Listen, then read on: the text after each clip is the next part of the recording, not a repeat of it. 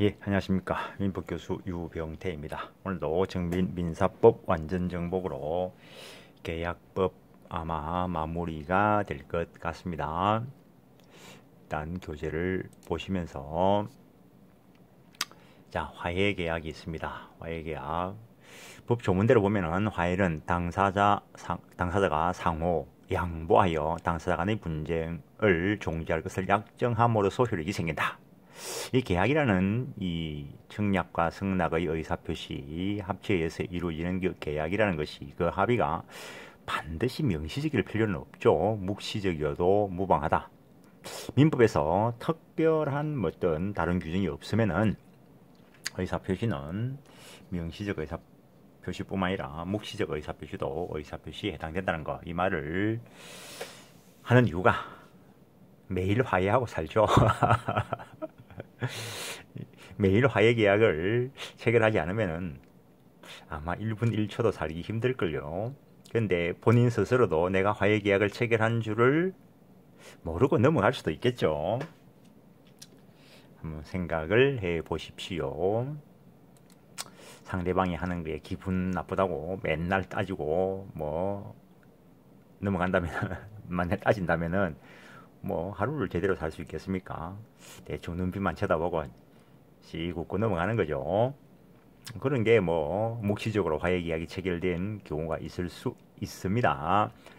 일단 화해의 법 조문 다시 한번 이야기해 놓은 것이고, 다음에 뭐 판례 한번 보시죠. 판례는 도로건설공사의 현장 책임자가 공사로 인한 양계장의 피해 보상을 요구하는 양계업자와 사이에 민사상의 소를 취하하는 대신 환경분쟁조정위원회의 결정에 승복하기로 합의한 경우, 그 합의는 화해 계약에 해당한다고 본다. 뭐 당연하겠죠. 그냥 확인한 것 정도죠. 재판상 화해, 이거는 민소법의 규정이 있습니다.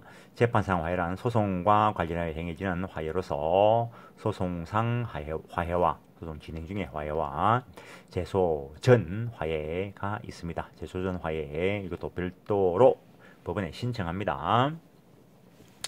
다음에 조정, 법원 기타 국가기관의 알선으로 당사자가 합의에 의하여 다툼을 해결하는 것을 말하고, 중재라는 것은 중재기관, 법률관계에 대한 판단을 제3자 중재인에게 맡기고 그 결정에 당사자가 복종함으로써 다툼을 해결하는 제도를 말한다라는 거. 일단 민법상 화해계약, 낙성불교식 계약이고, 유상인가 무상인가에 대해서는 논의가 있다 정도. 일단 뭐 기본적으로 양쪽에 출자가 있으면은 유상이고, 그렇지 않으면은 뭐 무상이 될 수도 있겠죠. 그때 상황에 따라서 판단하면 될 것입니다. 화해계약의 성립, 어쨌든 당사자 사이에 분쟁이 있어야 되겠죠. 이때 분쟁의 의미와 관련되어서 좁게 보는 협의설 분쟁의 의미에 대해서 법률관계의 존부, 범위, 모습 등에 관하여 당사자의 주장이 일치하지 않는 것에 대한 뭐 협의, 이런 것들을 이야기하겠죠. 서로 양보가 있어야 된다. 뭐 기본적으로 이런 양보가 없으면 화해가 일어날 수가 없겠죠. 일단 상호 양보가 있어야 된다라는 거. 당사자의 자격, 화해는 처분행위의 성질도 가지고 있다라는 거. 그래서 처분 능력, 처분 권한이 있어야 할 것이다라는 것. 분쟁 종지에 대한 합의가 있어야 될 것이고, 화해 효력, 법률 관계를 확정시키는 효력이 있고, 그 다음에 또는 경우에 따라서 새로운 법률 관계를 창설시키기도 하죠. 뭐 예를 들어서 뭐 어떤 분쟁을 종결시키면서 어떻게 하기로 하자. 앞에서 뭐 요 도로 분쟁과 관련해서 판례, 도로건설공사 현장 책임자가 공사를 양계장의 피해 보상을 요구하는 양계업자의 사이에 민사상 소를 취하하고, 일단 요 소를 취하하고 대신 환경분쟁조정위원회의 결정을 승복하기로 합의를 했다. 그러면은 기본 법률관계를 일단 확정을 시키고 그 분쟁 조정위의 결정에 승복하기로 합의를 하는 경우 새로운 관계를 창설시키는 측면도 있죠. 그냥 이런 것들은 그냥 현학적으로 표현하는 것에 불과한 것이고, 차고와의 관계, 차고와 관련해서 화해는 서로 양보와 타협하는 것이기 때문에 진정으로 마음속에 있는 걸 고집하면 양쪽 당사자가 화해가 이루어지지 않겠죠. 그래서 상호 양보하는 거니까 진정으로 원하는 것과 다른 양보된 표시에 대한 합의가 있을 거라는 거죠. 그래서 차고와 관련돼서 법조문을 두고 있습니다. 그 화해계약 당사자의 차고가 있는 경우, 그 화해계약을 체결할 수 있는 당사자라고 생각하고 화해계약을 체결했는데 그가 당사자가 아니라면 화해가 이루어질 수 없는 경우가 되겠죠. 화해의 목적 분쟁 이외의 사항에 관한 착오가 있을 때, 그때 목적 분쟁 이외의 사항에 대해서는 착오 취소를 할 수 있습니다. 왜냐하면 민법 733조는 화해계약은 착오를 이루 취소하지 못한다. 그러나 화해 당사자의 자격 또는 화해의 목적인 분쟁 이외의 사항에 착오했을 때는 그러하지 아니하다. 즉 이때에는 착오를 이루 취소할 수 있다. 이런 내용이 되는 거죠. 한번 읽어보시고, 여기에도 상당히 재미나는 판례가 있기는 합니다만 그런 자질자질한 것들 넘어갑니다. 근데 별도의 후유증이 발생하면 어떡할 것인가 라는 거. 별도의 후유증이 발생하면 어떡할 것인가. 판례는 불법에 의한 손해배상과 관련하여 당사자 사이에 피해자가 일정한 금액을 지급하고 나머지 청구를 포기하기로 한 내용의 합의나 화해가 이루어진 경우 그 목적이 된 사항에 관해서 나중에 다시 배상을 청구할 수 없는 것이 원칙이다. 합의나 화해 당사자 여러 사정을 종합적으로 참작하여 이를 엄격하게 해석해야 된다라고 이야기하고 있습니다. 별도의 후유 손해가 발생하면 그건 별개의 사항이 발생한 것으로서 추가적인 청구가 가능합니다. 과거에 실제 있었던 사건인데, 택시 운전하시는 분이 택시를 운전하게 지나가는데 애가 차에 받쳤는지 놀랐은지는 모르겠는데 그 택시 옆에서 쓰러졌다는 겁니다. 그래서 애를 세우니까 약간 할 수 있죠. 놀랐으니까. 그래가지고 보니까 외관상은 이상이 없고, 그래서 애기 엄마를 찾아서 10,000원 정도를 주면서 애가 오늘 좀 놀란 것 같다. 맛있는 거 사드리라. 라고 하니까 어머니는 뭣도 모르고 10,000원 받았겠죠. 애 맛있는 거 사주라 하니까. 사실은 그럴 때 받으면 안 됩니다. 받았으면은 처음부터 처음부터 합의가 들어가면 되는데, 그때 문제가 된 게 10,000원을 받은 게 애의 교통사고와 관련된 합의다라고 주장을 한 겁니다.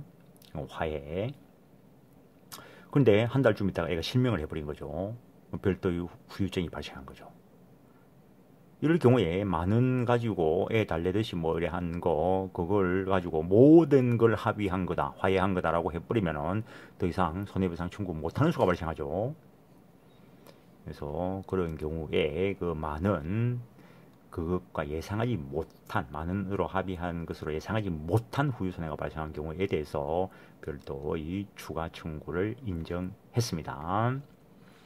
그 다음에 여행계약, 이거는 최근에 민법이 개정되면서 민법 전에 새로운 전형계약으로 추가된 겁니다. 민법 전에 전형계약으로서 여행계약이라는 게 없을 때도 여행계약은 체결했죠. 명시적으로 했던 묵시적으로 했던.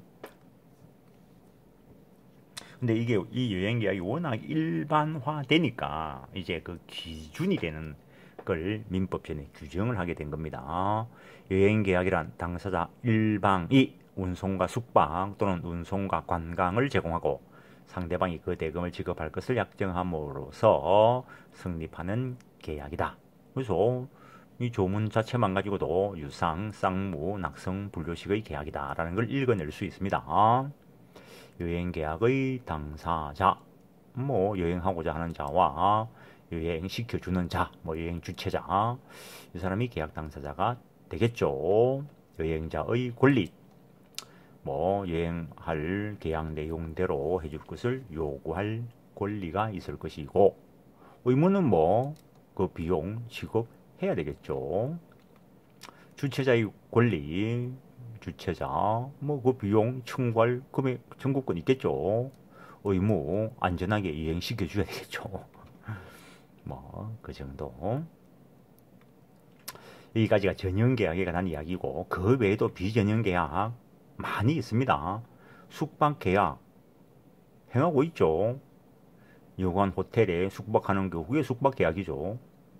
들어갈 때 계약서 썼습니까? 당연히 일반적으로 유상, 쌍무, 낙성, 불료식의 계약이 되겠죠. 그냥 비전형 계약 예를 들어 놓은 것입니다. 물론 뭐 특별법에 뭐 숙박업과 관련된 특별법들이 있어서 거기에 적용받는 것은 별개로 하고, 없을 때는 민법 일반 법리에 따라서 처리해야 되겠죠. 특히 문제가 되는 게 이 숙박을 민법에 있는 전형 계약에 비교하면은 일종의 임대차 계약입니다. 그 임대차 계약과 관련해서 일반적인 임대차에 있어서는 임대업자, 즉 임대인은 임차인에 대한 도난 방지, 뭐 안전보호 의무 없다라고 봅니다. 모든 실질적 점유가 임차인에게 이전되었기 때문에. 근데 여관업과 관련되어서는 실질적인 점유는 여관업자가 하고 있는 걸로 봅니다. 그래서 투숙객에 대한 도난 방지 안전 배려 의무가 있다라는 거. 그다음에 뭐 의료 계약도 뭐 행해지고 있죠. 민법 전에 없으니까 비진행 계약이라고 이야기하는 것이고. 그다음에 뭐 부동산 중개 계약, 뭐 부동산 중개업법 있죠. 뭐 거기에서 세부적인 걸 다루고 있긴 하겠지만, 일단 민법 전에 전형 계약으로 규정되어 있지는 않다는 거. 그래서 뭐 어쨌든 중개업법이 사법적 부분에 있어서, 중개업법은 물론 공법적 성격도 있습니다. 근데 거기에 사법적 영역에 있어서 민법의 특별법 조항들이 포함되어 있습니다. 그걸 뭐 한번 간단하게 소개해 놓은 것이고, 그다음에 뭐 비전형 계약이 그러면 이것뿐이냐? 아니죠. 이거 외에도 뭐 출판 계약도 있을 수 있고, 영화 출연 계약, 뭐 음반 계약, 저작권 계약, 뭐 이런 것들 많이 있죠. 그러면 뭐 그때 뭐 합의에 따라서 처리할 것이고, 뭐 계약이니까 그 물론 뭐 그 계약 내용이 강행 규정이나 반사회성을, 그 강행 규정 위반이나 반사회적이면 안 되겠죠.